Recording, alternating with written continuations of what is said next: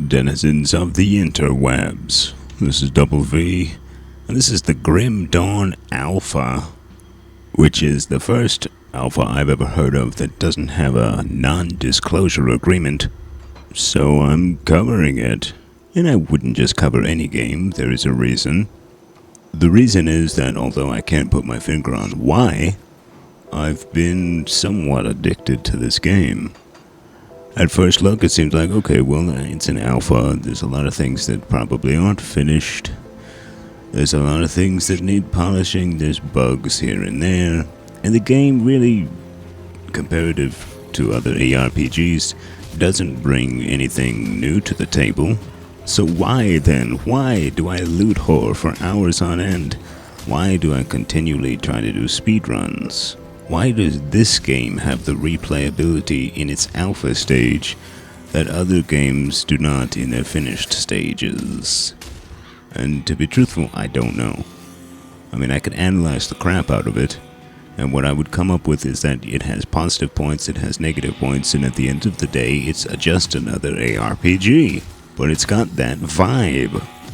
I don't know if it's the music that resembles Diablo 2 music or just the overall style that resembles Diablo 2. Maybe that's what's pulling me in. I've always liked these sorts of games, but I like all kinds of other games too, and I've discovered plenty of good ones lately, and yet I choose to play this in my free time. What's interesting about this is that other people seem to agree. Now, you can buy in to the alpha, which is another thing I've never heard of. And the people who have done so have all given positive feedback. As far as I've seen, I haven't seen any negative feedback yet. And it's mostly in regards to the fact that the game has a certain aura about it. You know, the character builds and progression is interesting, but not revolutionary. The fighting is passable, but again, not anything incredibly astonishing to write home about. Some things in the game are brutal rip-offs of other ARPGs, namely Diablo series. And still I am compelled, still I am addicted, still it passes the time so well. Maybe it's that the developers are so responsive and committed on the forums, and not only implement suggestions from intelligent testers, but actively explain why or why not certain things could be a good idea. It seems like if this truly is alpha, then that sort of team could take this game to great places with the help of the community, assuming that there's a lot of fundamental development left to go. Now that I think about it, that is an exciting draw, that there's an alpha community here that's larger than most. And when you express your concerns and whatnot on the alpha forums, you feel like you're important. Maybe that's a considerable reason of why I'm continuously playing this.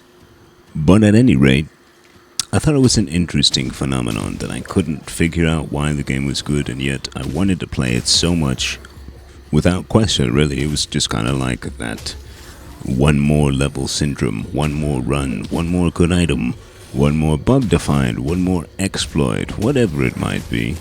But I figured if I feel it, then others might too. So we'll make a video on it. We'll help out the old alpha team, since they don't have an NDA. Get them at least a little more exposure, and if nothing more, a testimonial that the game is at least addicting, even in this very early state. But more importantly, I think the term alpha turns people off to looking into it because they think that they can't play it yet. But you can. They've decided to let people buy in to the alpha at the same price that the Kickstarter was at, the $50 package. And I think it's a good idea. It makes it seem like maybe it's not alpha, but it actually is. It just allows them a greater chance for more funding to continue development smoothly, as it is a small team, and they're indie developers, and they really need all the help they can get. Furthermore, it's a promising project, and I think with the help that they need, it could turn into the next Diablo.